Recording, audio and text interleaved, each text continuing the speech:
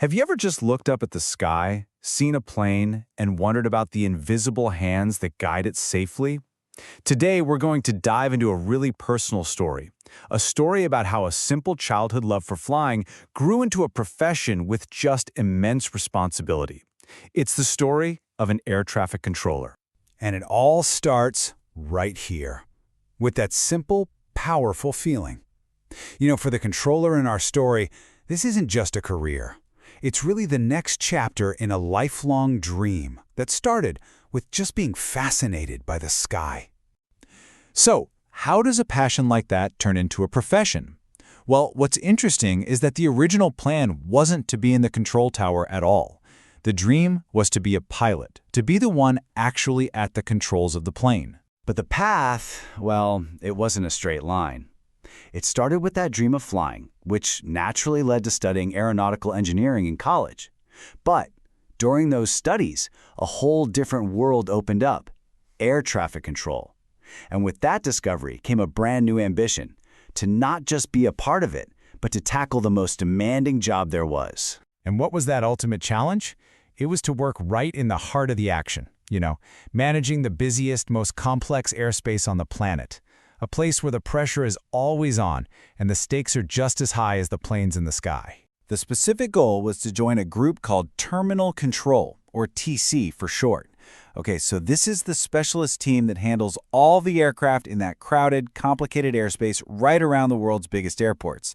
It's kind of like a high-stakes, three-dimensional chess game that never, ever stops. And this right here, this really gets to the core of the mindset you need for this job. For a lot of people, that kind of intense pressure would be a huge red flag. But for our controller, that pressure was the entire point. The challenge was the attraction.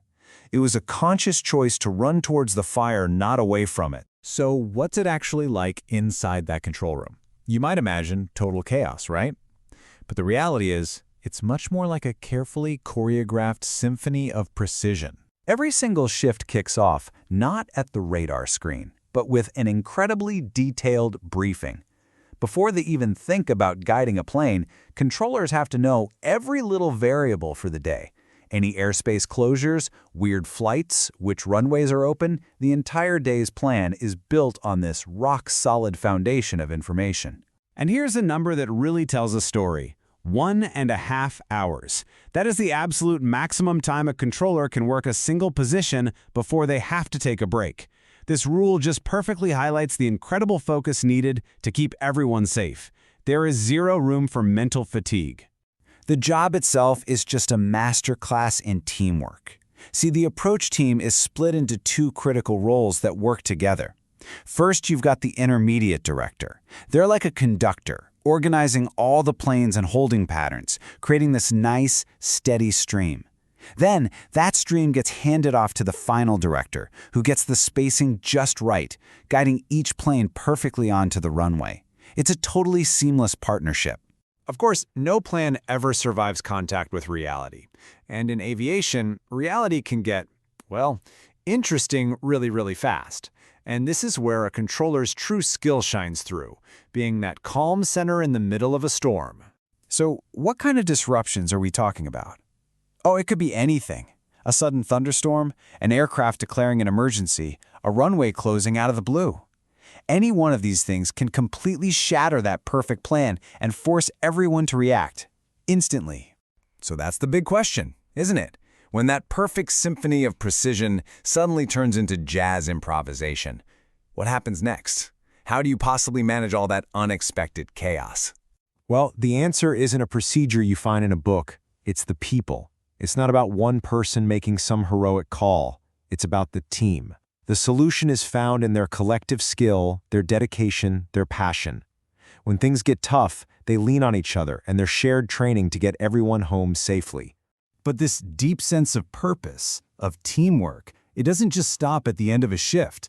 For our controller, the journey's entered a totally new phase, passing all that knowledge on to the next generation.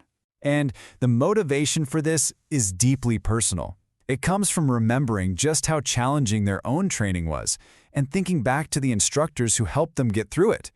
It sparked this desire to pay it forward, to be the person who helps someone else through that same tough but incredibly rewarding process. And that is a whole journey in itself. I mean, just think about it. From the nerve-wracking moment they make their very first radio transmission, all the way through intense training and exams, to that unbelievable milestone of controlling a piece of the sky all by themselves. So the focus shifts. It's not about the personal challenge anymore, but about the deep satisfaction of mentorship. Watching a trainee grow, seeing them hit that final goal of controlling on their own, that becomes the new reward. The journey has truly come full circle. And that really leaves us with a final thought. This story is such a powerful reminder of all the skilled, passionate people working behind the scenes in so many parts of our lives. So maybe take a moment and think, who are the quiet professionals, the unseen experts that are guiding your journey every single day?